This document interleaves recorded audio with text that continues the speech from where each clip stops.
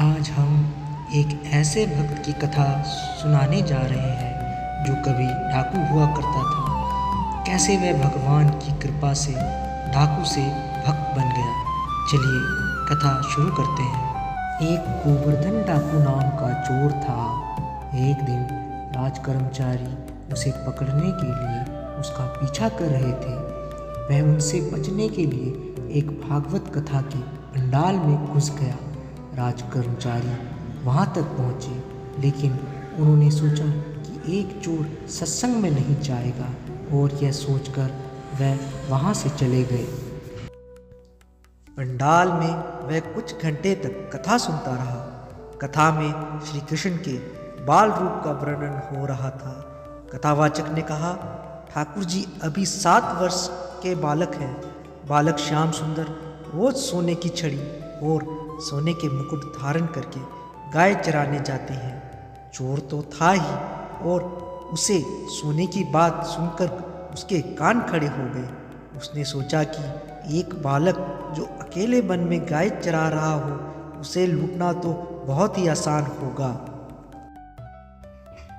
कथा समाप्त होने के बाद वह डाकू कथा प्रवक्ता के पास गया और पूछा, जिस बालक की आपने कथा सुनाई वह कहाँ मिलेगा। कथा प्रवक्ता समझ गया कि इस व्यक्ति पर ठाकुर जी की कृपा होने वाली है। उन्होंने उससे कहा, बेटा वह तो बहुत दूर वृंदावन मथुरा में रहता है। उसके पिता का नाम नंद बाबा है। चोर ने कहा, ऐसे नहीं, पूरा पता बताओ। मैंने अच्छे को लूटा है, यह फिर भी एक बालक है। इस प्रकार प्रवक्ता ने जवाब दिया, अरे वह चोरों का भी सरदार है, तुम उसे इतनी आसानी से नहीं लूट पाओगे। डाकू बेहद अभिमानी था और उसने प्रवक्ता की बात सुनकर कहा, मैं कसम खाता हूँ जब तक उस बालक को लूट नहीं लेता मैं पानी नहीं पीऊँगा।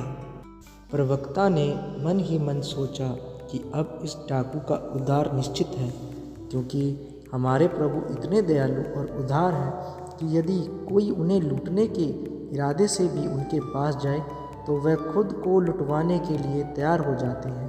चोर ने श्री कृष्ण का पता पूछा और उन्हें ढूंढने के लिए निकल पड़ा।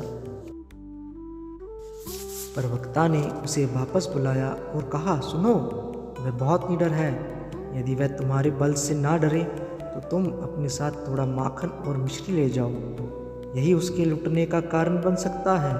तुम्हारे भयानक रूप और बल से तो वह लुटने वाला नहीं है। डाकू ने कुछ माखन और मिश्री ले ली और यह निश्चय किया कि वह श्री कृष्ण को लूट कर ही रहेगा।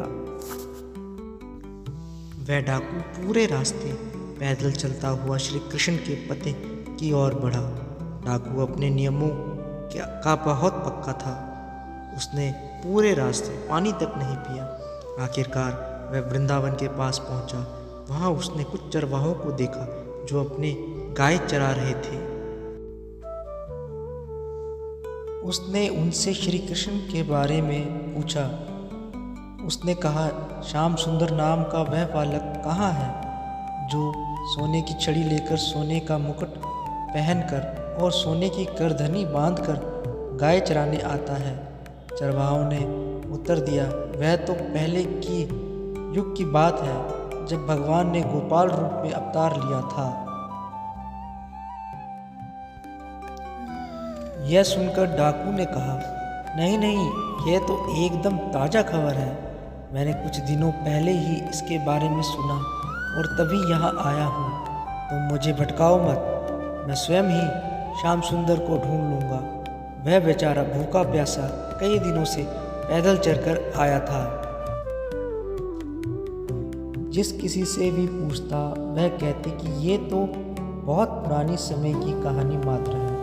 उन सब की बातें सुनकर वह निराश होने लगा और अपने भीतर ही भीतर श्याम सुंदर को पुकारने लगा। अब वृंदावन में कोई श्री श्याम सुंदर को पुकारे और वह प्रकट ना हो, ऐसे भला कैसे हो सकता है। अचानक उसके सामने का दृश्य बदल गया। उसने देखा कि बहुत सी सुंदर गायें और बालक उसके सामने आ गए।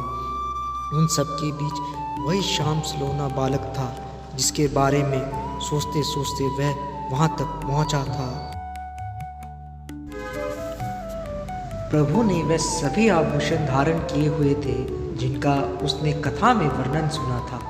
प्रभु ने देखा कि एक अलबेला भक्त उसकी ओर आ रहा है, तो उन्होंने अपने सभी सखाओं को कहीं और जाने के लिए कहा।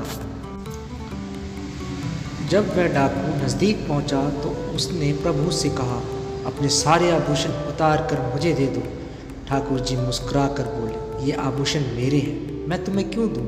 डाकू ने गर्व से कहा, मेरा नाम सुनते ही अच्छे अच्छे लोग कांपने लगते हैं। जानता है तू मैं कौन हूँ? प्रभु ने भोलेपन से उत्तर दिया, मैं नहीं जानता तुझे, तेरा नाम क्या है? डाकू ने गर्व से कहा, मेरा नाम गोवर्धन डाकू है। प्रभु मुस्कुराए और बोले, तेरा तो बस नाम गोवर्धन है, पर मैं तो गोवर्धनधारी हूँ। यह सुनकर डाकू को उस कथावाचक की बात याद आ गई कि यह बालक डरने वाला नहीं है। डाकू ने बहुत प्रयास किया, लेकिन प्रभु पर कोई प्रभाव नहीं पड़ा। अंततः उसने हार मानकर कहा, सुनो, मैं तुम्हारे लिए माखन मिश्री लाया हूँ। यह सुनकर ठाकुर जी प्रसन्न हो गए। उन्होंने सोचा, दुष्ट होने के बावजूद इसने भागवत कथा पर इतना विश्वास किया और मुझे ढूंढते हुए यहाँ तक आ गया। ठाकुर जी ने माखन चखा और मुस्कुराते हुए कहा, तू भी इतने दिन से भूखा है, यह बचा हुआ माखन खा ले। इसके बाद प्रभु ने कहा कि सब आभूषण ले जा। मेरी मैया के पास बहुत आभूषण है, वह मुझे नए आभूषण पहना देगी। जब उसने प्रभु का दिया हुआ प्रसाद खाया तो उसके सारे विकार नष्ट हो गए, उसके भीतर की दुष्ट विचार समाप्त हो गई और वह प्रभु की कृपा से बदल गया। उसकी आंखों से आंसू बहने लगे।